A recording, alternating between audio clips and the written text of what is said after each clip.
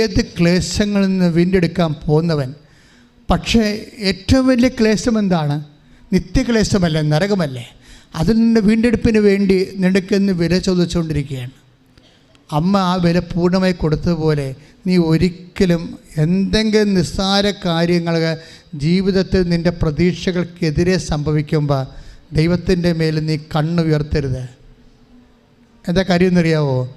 പിശാചിൻ്റെ സ്വഭാവം പിശാചിൻ്റെ ആണെങ്കിൽ പോലും നീ ദൈവത്തോട് കാണിക്കുന്ന ഈ ഇതുപോലെയുള്ള നിറവുകളില്ലാത്ത സ്വഭാവം കാരണം പിശാച് പോലും നിൻ്റെ കണ്ണ് കുത്തിപ്പൊട്ടിച്ച് കളയും. എന്താ കാര്യം വെച്ച് കഴിഞ്ഞാൽ നമ്മൾ ഓരോ ദൈവം സത്യസന്ധനും സ്വന്തം ഏകജാതം നൽകാൻ തക്കവിധ സ്നേഹമുള്ളവനുമാണ്. എന്തിനാണ് അമ്മയെ കുരിശിൻ്റെ ചുവട്ട് വരെ എത്തിച്ചിട്ട് മുട്ടറപ്പോടുകൂടി അമ്മയെ നിർത്തിയത്? അവിടെ ചങ്കുറപ്പോടെ കർത്താവിന് അവസാനം ചാരാനുള്ള നെഞ്ചായിരുന്നാണ് നിന്നത്. അവസാനം ഈശോ ചാരുന്ന നെഞ്ചാണ് അമ്മ. മടിയിൽ കിടത്തുമ്പോൾ ഓർക്കണം, അതാണ് നമ്മളെ പാടുന്നത്. അങ്ങേ മാറിൽ ചാരുന്ന് ഞാനെന്ന് പറഞ്ഞില്ലേ. സ്വന്തമാക്കപ്പെടുമ്പോൾ ഒരു മനുഷ്യന് ചാരാൻ അമ്മയുടെ നെഞ്ച് കിട്ടുന്നത് ദൈവത്തിൻ്റെ സ്വന്തമാക്കലിൻ്റെ ഫലമാണ്. ശ്രദ്ധിക്കട്ടെ. ഇവിടെ ഒരു അവസാനിക്കുകയാണ് ധ്യാനം. പക്ഷെ ഓർക്കുക, പൗലോസ് അപ്പോസ്തലൻ വെളിപ്പെടുത്തിയ എന്താണ്? ശരീരത്തിൻ്റെ പ്രവണതയെക്കുറിച്ച് നമ്മൾ പറഞ്ഞതല്ലേ. ശരീരത്തിൻ്റെ പ്രവണത. അതുപോലെ തന്നെ യേശുവിന് ഒരു പ്രവണതയുണ്ട്. എന്താണ്?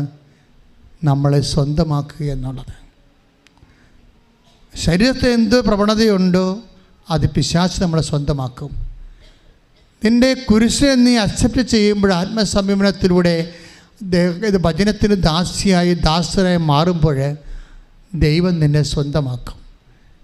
ക്രിസ്തുവിനെ സ്വന്തമാക്കി ആ സ്വന്തമായ മാറിൽ ചാരാൻ കുരിശിൻ്റെ ചുവട്ടിൽ നിർത്തപ്പെടുന്ന ഒരു സ്ത്രീയുടെ ജന്മം കടന്നു പോകുന്ന കുരിശിൻ്റെ യാത്രയിൽ അവൾ കൈവരിച്ച നിലപാടിൻ്റെ പേരാണ് ആത്മസംയമനമെന്ന്.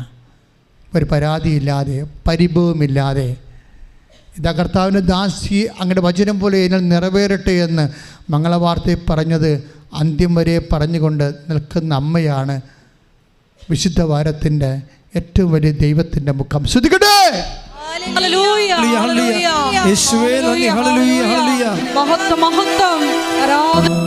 എല്ലാവരും എഴുന്നേൽക്കുക. എല്ലാവരും എഴുന്നേൽക്കുക. രോഗസൗഖ്യത്തിനായി പ്രാർത്ഥിക്കുന്നു. വലിയ വെളിപാടുകളുടെ ഒരു അനുധ്യാനമാണ് നടന്നത്. അപ്പോൾ തീർച്ചയായും കർത്താവിൻ്റെ വലിയ സാന്നിധ്യം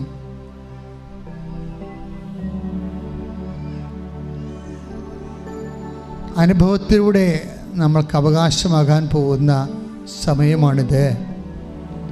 എൻ്റെ സഹോദരങ്ങൾ, രോഗമുള്ളിടത്ത് കൈകൾ വെച്ച് പ്രാർത്ഥിക്കേണ്ടതാണ്.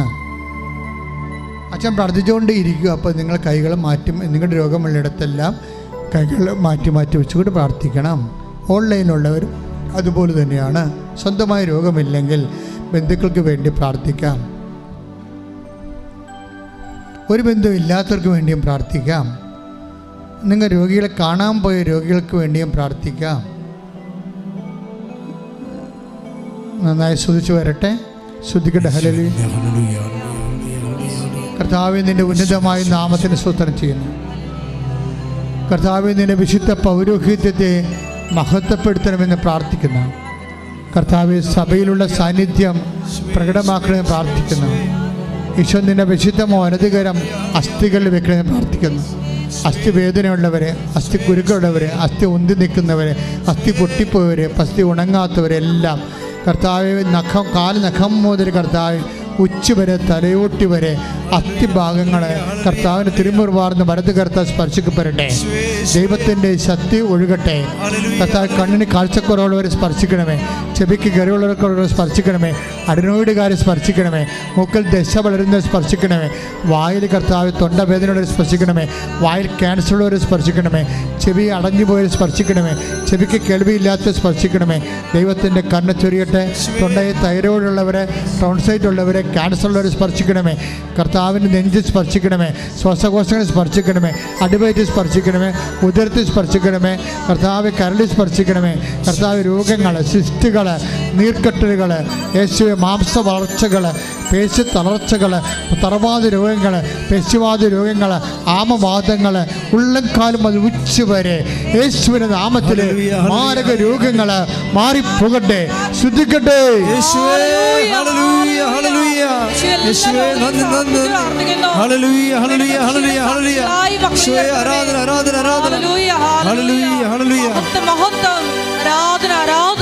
പരമ ദിവ്യകാരുണ്യത്തിന് എൻ്റെ പ്രിയപ്പെട്ടവരെ, ഇവിടെ സാക്ഷ്യം പറയാമെന്ന് നിങ്ങൾ മനസ്സിൽ പറഞ്ഞോ? ഇന്ന് കർത്താവ് അത്ഭുതം പ്രവർത്തിക്കും. കാരണം ദൈവത്തെ മഹത്വപ്പെടുത്തിയാൽ അപ്പം തന്നെ നിൻ്റെ ഗ്രാഫ്, അനുഗ്രഹത്തിൻ്റെ ഗ്രാഫ് ഉയരും. അതുകൊണ്ട് നീ നേരത്തെ മുൻകൂറായി പറഞ്ഞു, കർത്താവേ അങ്ങനെ അനുഗ്രഹിച്ചാൽ തീർച്ചയായിട്ടും ഞാൻ വിശുദ്ധിയോടെ ജീവിക്കുമെന്ന് പറ. കർത്താവെ അങ്ങനെ എന്നെ അനുഗ്രഹിച്ച് എൻ്റെ കുടുംബത്തോട് കാരുണ്യം കാണിച്ചാൽ ഞാൻ സുവിശേഷത്തിൻ്റെ സാക്ഷിയായി ജീവിക്കുമെന്ന് പറഞ്ഞോളൂ. ജോലി ഇല്ലാത്തവർക്ക് വേണ്ടി പ്രാർത്ഥിക്കാൻ പോകുന്നു, ജോലി നഷ്ടപ്പെട്ടവർക്ക് വേണ്ടി പ്രാർത്ഥിക്കാൻ പോകുന്നു, സ്ഥലമില്ലാത്തവർക്ക് വേണ്ടിയും വാടകക്കെട്ടത്തിൽ ജീവിക്കുന്നവർക്ക് വേണ്ടിയും വാടക ഒഴിയാത്തവർക്ക് വേണ്ടി പ്രാർത്ഥിക്കാൻ പോകുന്ന, പലതരത്തിലുള്ള വേദനകളും പരീക്ഷകൾ അകപ്പെട്ടിരിക്കുന്ന, പരീക്ഷ എഴുതിയവർ, പരീക്ഷ തോറ്റവർ, റിസൾട്ട് പ്രതീക്ഷിക്കുന്നവർക്ക് വേണ്ടി പ്രാർത്ഥിക്കാൻ പോകുന്ന, അങ്ങനെ വ്യത്യസ്തങ്ങളായ മേഖലകളിൽ പ്രമോഷൻ കാക്കുന്നവർ, ജോലി അന്വേഷിക്കുന്നവർ, വിദേശത്ത് പോകുന്നവർ, പോയിട്ട് അവിടെ പലതരത്തിലുള്ള ക്ലേശങ്ങൾ അനുഭവിക്കുന്നവർ, തിരിച്ചു വരാൻ ആഗ്രഹിച്ച് വരാൻ പറ്റാത്തവർ, ഇവിടുന്ന് തിരിച്ചു പോകാൻ പറ്റാത്തവർ, അങ്ങനെ വ്യത്യസ്തങ്ങളായ മേഖലകൾക്ക് വേണ്ടി പ്രാർത്ഥിക്കും. ഇടിനാദം പോലെ സ്തുതിക്കട്ടെ, ഇടിനാദം പോലെ നാമത്തിന് സ്വതന്ത്രം ചെയ്യുന്ന കർത്താവിൻ്റെ ഉന്നതമായ നാമത്തിന് സ്വതന്ത്രം ചെയ്യുന്ന ഓരോ മകനെയും മകളെയും അങ്ങ് സ്പർശം കർത്താവെ. ജോലിയില്ലാത്തവർ, വീടില്ലാത്തവർ, വഴിയില്ലാത്തവരെ, വാടക താമസിക്കുന്നവരെ, വാടക ഒഴിഞ്ഞു പോകാത്തവരെ, ഒറ്റക്കൊടുത്തിരിക്കുന്ന പാട്ടത്തിന് കൊടുത്തിരിക്കുന്നവരെ, കർത്താവേ ലോൺ ബാങ്ക് ലോൺ പാസ്സാകാത്തവർ, അതുപോലെ തന്നെ കുടുംബത്തിൽ സമാധാനമില്ലാത്തവരെ, കുടുംബത്തിൽ കിടപ്പ് രോഗമുള്ളവർ, കർത്താവ് പ്രൊമോഷൻ ലഭിക്കാത്തവർ, സാമ്പത്തികമായ കടങ്ങൾ അകപ്പെട്ടിരിക്കുന്നവർ, പലതരത്തിൽ കർത്താവ് കയറി പോകാൻ പറ്റാത്തവരെ, നാട്ടിലേക്ക് തിരിച്ചു വരാൻ പറ്റാത്തവരെ, ഓരോരോ രാജ്യങ്ങളിൽ വ്യത്യസ്തമായ ക്ലേശങ്ങൾ അകപ്പെട്ടിരിക്കുന്നവർ, ദൈവനാമത്തിൽ മാർഗരോഗങ്ങൾ, തിരാവേദികളും ജീവിത ദുരിതങ്ങളും യേശു ക്രിസ്തുവിന്റെ നാമത്തിൽ മാറിപ്പോകട്ടെ, ശ്രുതിക്കട്ടെ.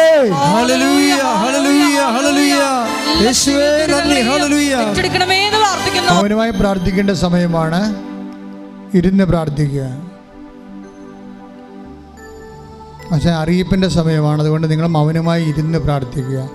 എന്തെങ്കിലും വിഷയം അച്ഛൻ വിട്ടുപോയിട്ടുണ്ടെങ്കിൽ, ആരാധന ആശീർവാദം കഴിഞ്ഞിട്ടില്ല, ഈശോ ബലിപീഠത്തിൽ തന്നെ ഉണ്ട്, നിങ്ങൾ സാക്ഷ്യം പറയാമെന്ന് പറഞ്ഞുകൊണ്ട് നിങ്ങളുടെ സങ്കടങ്ങൾ, സ്വകാര്യമായ വിഷമതകൾ, ഭാരങ്ങൾ പരിശുദ്ധ അമ്മ വഴി ഈശോയ്ക്ക് ഏൽപ്പിക്കുക മൗനമായി.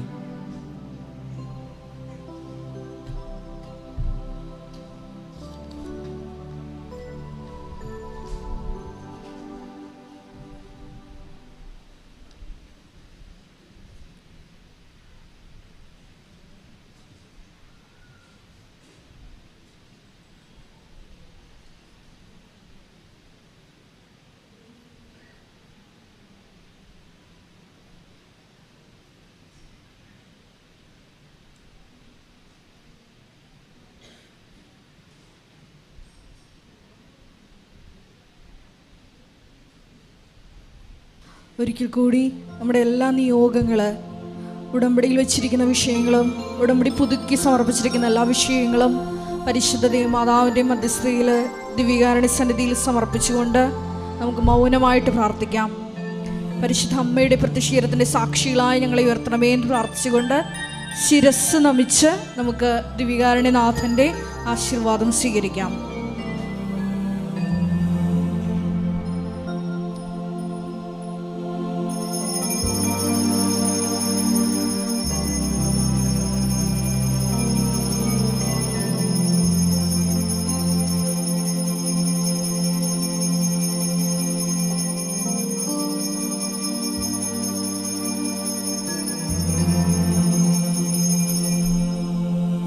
പരിശുദ്ധ പരമമാ ദിവ്യകാരുണ്യമേ, എന്നുമെന്നും അങ്ങേയ്ക്കാ പരിശുദ്ധ പരമമാ ദിവ്യകാരുണ്യമേ, എന്നുമെന്നും അങ്ങേയ്ക്കാരാധന. പരിശുദ്ധ പരമമാ ദിവ്യകാരുണ്യമേ, എന്നുമെന്നും